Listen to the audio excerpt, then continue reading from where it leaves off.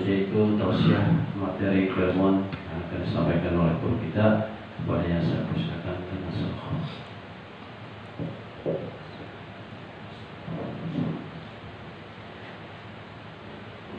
Bismillahirrahmanirrahim. Assalamualaikum warahmatullahi wabarakatuh. Waalaikumsalam warahmatullahi wabarakatuh. Innal hamdalillahi nahmaduhu wa nusalli ala nabiyil karim. Amma ba'd.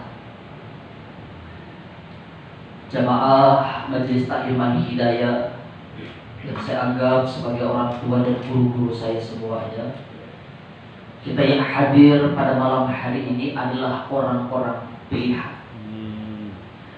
Tadi sudah disampaikan oleh Ustaz Romli, kalau kondisi udah hujan, udah gerimis, enaknya itu kita tinggal di rumah, ngerokok, ditemenin sama kopi di depan TV.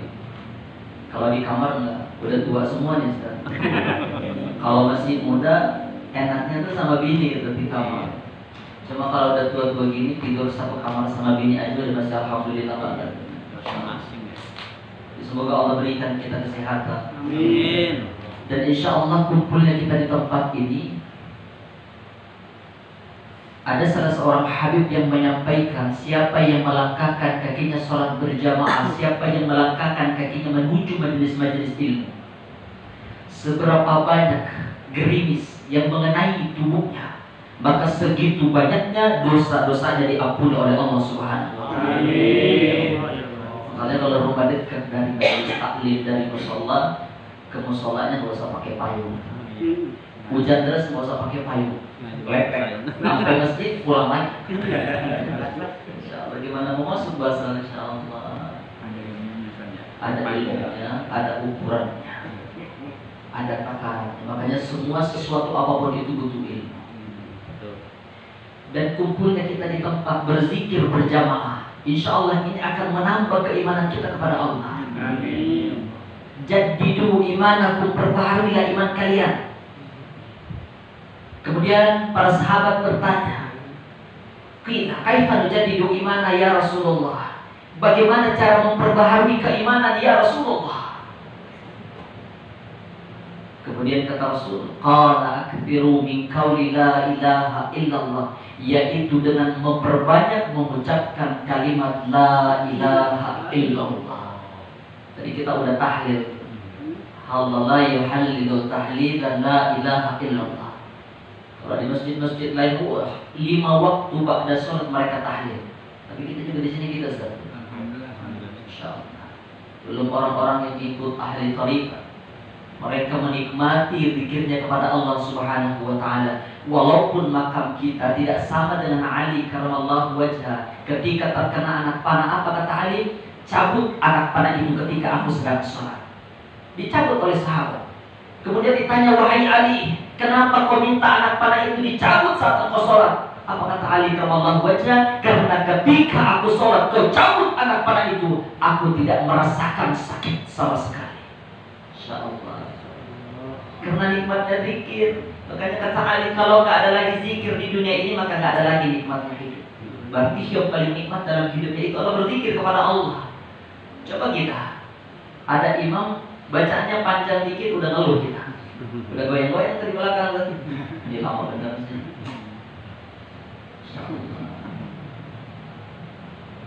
Ada orang yang isi ceramah udah 1 jam lebih nggak berhenti, udah panas tuh. Oh nggak beres nih Ustaz. Seenak apapun kata Ustaz, ceramah kalau begini pulang aja dah. Sepi jamaahnya.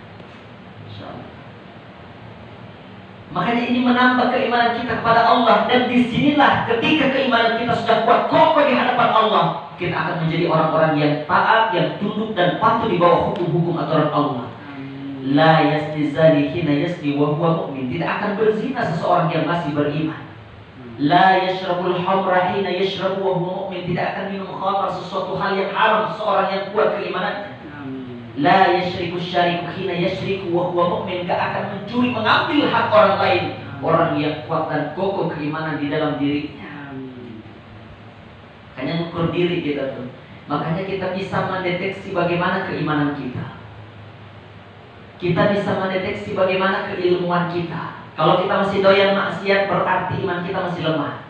Kalau kita melangkahkan kaki ke majelis taklim aja malas. Kalau kita melangkahkan kaki ke majelis taklim aja karena nggak enak nih sama tetangga, berarti iman kita masih lemah. Orang alim itu sama Pak, mengukur keilmuannya dengan cara apa? Orang alim itu nggak suka dan nggak mudah untuk nyalah-nyalahin orang, walaupun dia orang alim. Makanya bedanya ustadz benar sama bukan ustadz beneran dan ustadz-ustadzan itu beda. Kalau ustadz-ustadzan negur orang tuh kasar banget. Lihat salah, kata-kata kasar keluar dari mulutnya. Tapi kalau ulama besar ngelihat murid-muridnya salah, orang-orang sedekat-dekatnya salah, ditegur dengan cara yang baik. Pasti dipuji-puji dulu, baca Qur'annya bagus, makhrajnya bagus. Cuma tadi saya ada salah, tapi itu dipuji-puji dulu, baru dinasehati, bukan disalah-salahin. Akhirnya tuh anak yang baru belajar gak mau lagi belajar Quran. Saya ngerti ilmu Quran, cuma diam-diam aja tawadhu tuh, Masya Allah. Saya lihat kemarin udah di ijazah apa, qiraat sab'ah, Masya Allah, ilmu beliau. Tapi itulah orang-orang yang berilmu, orang-orang yang alim di hadapan Allah. Bahkan wali-wali Allah itu Pak boleh jadi ada di sekitar kita, tapi kita nggak tahu. Nggak ada wali-wali Allah yang mengaku bahwa dia seorang wali Allah, dan nggak ada orang yang berilmu mengaku saya orang berilmu. Nggak ada orang yang bilang orang alim, kiai besar, nggak ada yang bakal bilang tadi saya sholat di sana khutbahnya bodoh bener. Nggak bakal. Kenapa? Di dalam hatinya ada keimanan. Dan itulah cara mengukur keimanan kita, mengukur keilmuan kita di hadapan Allah Subhanahu wa Ta'ala. Makanya di channel YouTube saya itu ada satu kisah. Baru kemarin saya unggah. Kalau saya sampaikan di sini, saya yakin belum ada yang nonton. So, ada seorang sahabat, saya kasih judulnya motivasi iman. Ada seorang sahabat yang bernama Abdullah bin Usafa As-Sahmi. Abdullah Usafa As-Sahmi ini adalah seorang panglima perang yang tidak pernah terkalahkan. Tapi suatu hari di zaman Khalifah Umar bin Khattab, beliau ini menjadi pimpinan panglima perang menuju ke Romawi. Ternyata tidak sesuai apa yang diinginkan, tidak sesuai apa yang diharapkan. Seorang panglima perang yang tangguh, yang cerdik, yang cerdas, dengan strategi yang bagus, dia ditangkap menjadi tawanan. Dan semua bala-bala tentaranya pun ditangkap. Ketika ditangkap, Abdullah bin Usafa As-Sahmi ini ditemui sama Kaisar Romawi. Kata Kaisar Romawi, wahai Abdullah bin Usafa, kau tinggalkan agamamu, ikut agamaku, agama Nasrani, aku berikan setengah dari kerajaanku. Karena Kaisar Romawi tahu Abdullah bin Usafa As-Sahmi ini orang hebat, orang tangguh, cerdik. Kalau kita bisa masuk, bisa menarik, menaklukkan Abdullah bin Usafa ini, udah urusan umat Islam kelar. Tapi apa yang keluar dari lisan seorang yang beriman kepada Allah? Wahai Kaisar Romawi, kata Abdullah bin Usafa As-Sahmi, wahai Kaisar Romawi, jangankan setengah dari kerajaanmu, semua kerajaan-kerajaan yang ada di muka bumi ini kau berikan kepadaku. Aku nggak akan pernah meninggalkan agamaku walaupun hanya sekejap saja. Sekejap dia nggak mau. Berapa banyak orang yang gara-gara cuma ngejar dunia triliunan, bukan kerajaan, bukan dunia, cuma triliunan, buat jabatan, dia berani untuk memalukan agamanya sendiri. Di Bogor demo-demo, cuma kita nggak ngomong politik, Masya Allah, nggak ikut-ikut yang begitu. Berapa banyak orang yang karena jabatan, karena urusan dunia, mereka mempermalukan dirinya di hadapan Allah Subhanahu wa Ta'ala. Beda dengan apa yang dilakukan yang keluar dari lisan Abdullah bin Usafa As-Sahmi. Kata Kaisar Romawi ini, wahai Abdullah bin Usafa, saya ini punya anak perawan cantik, cakep, sengking cakepnya, banyak perdana menteri yang datang melamar, banyak raja-raja yang datang melamar, cuma semuanya ditolak. Cantik, putih, tinggi, langsing, cakep. Ditawarin setengah kerajaanku, dan ini aku dipanggil anaknya. Dan ini anakku, kau boleh nikahi. Apa kata Abdullah bin Huzaifah As-Sahmi senyum dia. Dilihat anaknya emang cakep. Coba Bang Ferry ditawarin yang begitu. Gila. Dipanggil sama Pak Lurah nih, mau nikahin anak saya enggak? Masya Allah. Udah bilang, oh enggak, jangan ditunda-tunda lagi gitu. Seriusnya juga kalau ditawarin mah. Bilang nggak mau poligami juga. Apalagi Syekh Keken jangan. Bosnya udah di mana-mana. Makanya saya kadang curiga. Saya melihat beliau di mana-mana, di Bandung, di Semarang. Saya bilang, jangan-jangan beliau ini cuma bilang istri satu tapi pos di mana-mana. Pindah-pindah mulu kan. Tapi memang kalau keliling kemana-mana tuh sayang juga kalau cuma satu. Daripada maksiat kok. Laki-laki itu Masya Allah. Tapi lagi-lagi kita mengukur diri kita sendiri. Ditawarin anak Kaisar Romawi yang cantik, seksi, jadi rebutan. Tapi apa yang keluar dari lisan Abdullah bin Huzaifah As-Sahmi? Wahai Kaisar Romawi, apa kau pikir aku bodoh ingin menukarkan wanita cantik, satu wanita cantik di dunia ini, ingin menukarkan dengan bidadari-bidadari yang sudah Allah Subhanahu wa Ta'ala siapkan di dalam surga? Orang yang beriman begitu. Di akhirat itu abadan sama bidadari-bidadari, dilayani setiap hari. Terus kita mau tukar sama kecantikan satu wanita di dunia? Allah gak mau. Makanya kalau kita lagi jalan lihat perempuan cakep, apalagi perempuan sekarang kan terbuka-buka, seksi-seksi semua. Ini kadang mata kita nggak bisa kekontrol, Ustaz. Dan jangan scroll ini juga sama ya. Ngelirik juga. Paling getol. Ngeliriknya berkali-kali. Lagi tembok baru kali. Ngelihat yang cakep tuh ngelirik terus dipelototin.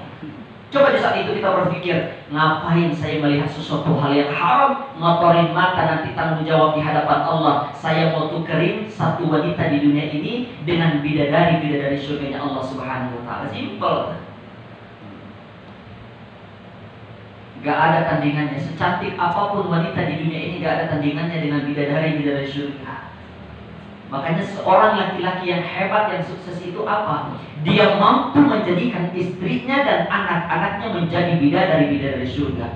Istri yang menjadi bidadari surga itu lebih mulia, lebih cantik, lebih mulia, lebih tinggi derajatnya dengan bidadari yang lain yang sudah Allah Subhanahu wa Ta'ala siapkan. Gak mau tukerin tuh Abdullah bin Huzaifah As-Sahmi. Marah Kaisar Romawi, disiksa, dipanah tangannya, dipanah kakinya, tetap dia gak mau meninggalkan agama Islam. Sampai akhirnya kata Kaisar Romawi, masukkan ke dalam sel Abdullah bin Huzaifah As-Sahmi ini dengan bala tentaranya. Pisahkan Abdullah bin Huzaifah sendirian, karena kepalanya kan dia. Makanya kalau menikahin anak orang, pegang dulu bapaknya. Bapaknya kepalanya. Kalau bapaknya mau, sekalipun anaknya nggak mau kan bisa dipaksa-paksa dia. Tapi kalau anaknya bikin tergila-gila, jatuh cinta, keluarganya nolak, tetap aja nggak bisa. Ini kepalanya harus dipegang nih Abdullah bin Huzaifah As-Sahmi. Tapi dengan satu syarat, kata Kaisar Romawi, dia pisahkan selnya dan jangan kau berikan makan 3 hari 3 malam. Sampai dalam hadis sahih itu dikatakan, Abdullah bin Huzaifah As-Sahmi ini kepalanya udah oleh ke kanan ke kiri karena saking laparnya. Udah lapar, udah mau mati kelaparan. Dikasih di dalam kondisi seperti itu diberikan daging babi, dikasih arak. Pagi dikasih, sore Kaisar Romawi ngeliat, gak dimakan, gak diminum. Apa kata Kaisar Romawi? Wahai Abdullah bin Huzaifah As-Sahmi, kenapa kau gak makan? Kamu ini udah mau mati saking laparnya. Apa kata Abdullah bin Huzaifah? Wahai Kaisar Romawi, saya tahu di dalam agamaku, dalam kondisi darurat, yang haram itu bisa menjadi halal. Ini daging, ini minuman udah halal buat saya. Tapi saya gak akan pernah membiarkan dirimu sesaat saja untuk menghinakan agamaku. Dia gak mau. Dipertahankan, gak mau dimakan tuh. Kayaknya kalau kita menggaji fikih di tengah hutan, kita kelaparan gak punya bekal lagi. Oh, kita nyasar bakal mati kelaparan. Daging babi itu halal di saat itu. Tapi Tapi banyak yang mengatakan guru-guru kita ini hanya kiasan. Karena kalau bicara hutan, banyak daun-daunan, banyak akar-akar yang bisa dimakan. Gak mau Abdullah bin Husafa As-Sahmi, gak mau. Akhirnya kata Kaisar Romawi, ini malam hari ini gak ngaji Sakinah. Insyaallah. Akhirnya Abdullah bin Husafa As-Sahmi mengatakan, Kaisar Romawi mengatakan, kumpulkan kayu-kayu yang sangat besar. Dia bikin api unggun yang besar. Itu berjam-jam bala tentaranya banyak. Kaisar Romawi ini ngumpulin kayu, berapa tingginya kita bisa bayangkan. Kemudian ada penggorengan yang besar, ditumpahkan minyak berderung-derung ke atasnya. Dinyalain apinya. Dikumpulin bala tentara Abdullah bin Husafa, termasuk Abdullah bin Husafa. Apa kata Kaisar Romawi? Wahai Abdullah bin Husafa, kamu tahu tak penggorengan ini buat apa? Lihat minyaknya udah mendidih. Buat digoreng terus. Dia bilang ini buat goreng lelun. Kalau kita digituin gimana itu? Insyaallah. Kalau kita digituin udah kafir aja dah. Daripada hangus. Abdullah bin Husafa As-Sahmi dibilang itu, kamu mau digoreng? Gak takut dia, Pak. Sampai diberitakan sama Kaisar Romawi, lempar satu-satu bala tentara Abdullah bin Husafa As-Sahmi ini. Abdullah bin Husafa As-Sahmi yang paling terakhir.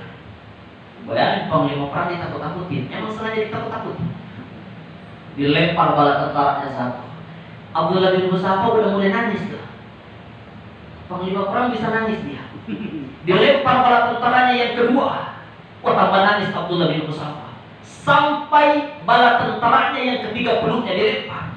Saking panas itu minyak, begitu orang jatuh ke dalamnya, muncul itu tulang belulangnya udah hitam halus. Saking panasnya.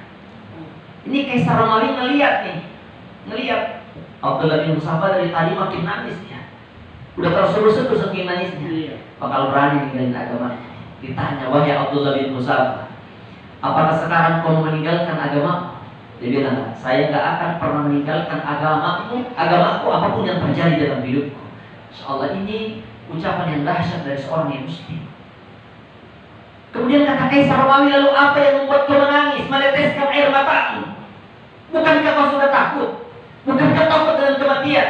Apa kata Abdullah bin Husafa As-Sahmi? Wahai Kaisar Romawi, apakah engkau tahu apa yang membuat diriku menangis itu? Karena dua.